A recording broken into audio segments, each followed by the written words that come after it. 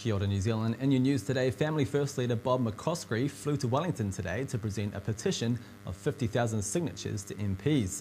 Bob McCoskries says one of their main concerns is that church ministers and wedding celebrants who refuse to marry same-sex couples will be breaking the law. This is very significant because the Human Rights Commission and also politicians are trying to say, look, churches can just continue to ignore the effects of this bill if it's passed. I mean, that's just a fallacy. And National MP Nick Smith from Nelson says he will vote against the bill. Mainly because, like I say, the level of reaction I've had from my own electorate is strongly opposed. Labour's leader believes the gay marriage bill will pass its first reading. David Shearer says the party hasn't polled the numbers on the bill, but he believes it'll get through.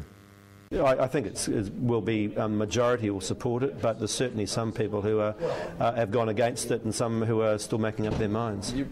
And MPs are to vote on the first reading of MP Louisa Wall's marriage amendment bill tomorrow night. And church leaders across the country are urging political parties to take a unified approach to child poverty. The Children's Commissioner's report recommends there be a warrant of fitness system for rental properties and a universal child payment to be introduced. National leader of Baptist churches, Reverend Craig Vernell, says politicians need to take a multi-party approach to reducing child poverty. And the government hopes its welfare reforms will help children in poverty. Prime Minister John Key says 60% of people in poverty come from welfare-based households. And alongside other measures, reforming the welfare system will help solve some of the issues. We supported things like Working for Families and those sorts of programs even in tough economic times. So there's clearly New Zealanders are down on their luck and we need to try and give them support where we can. So overseas now, and Tropical Storm Isaac is set to hit New Orleans nearly 7 years to the day after Hurricane Katrina devastated the city.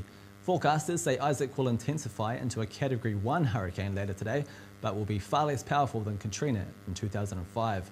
US President Barack Obama has declared a state of emergency in Louisiana, making federal funding available for emergency activities related to the storm. And United Nations Secretary General Ban Ki-moon is shocked by the reports of a new massacre in Syria and is demanding an independent inquiry. His spokesman says reports of hundreds of bodies found in Daraya near Damascus on Sunday after raids by government troops highlighted the lack of protection for civilians in the Syrian conflict. The Syrian Observatory for Human Rights says more than 330 bodies have been found in Daraya after President Bashar al-Assad's troops went on house-to-house raids. And child pornographers are facing tougher penalties.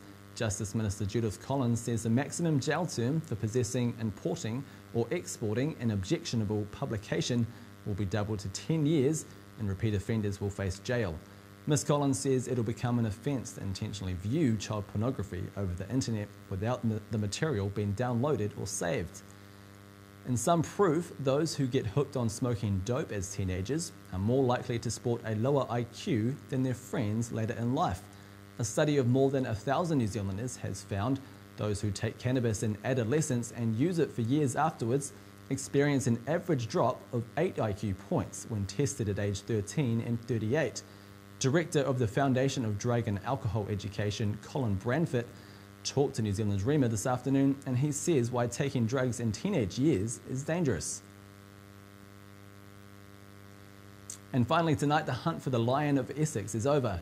British police have called off the search after spending almost 24 hours combing the countryside after a group of residents claimed to have seen the King of the Jungle.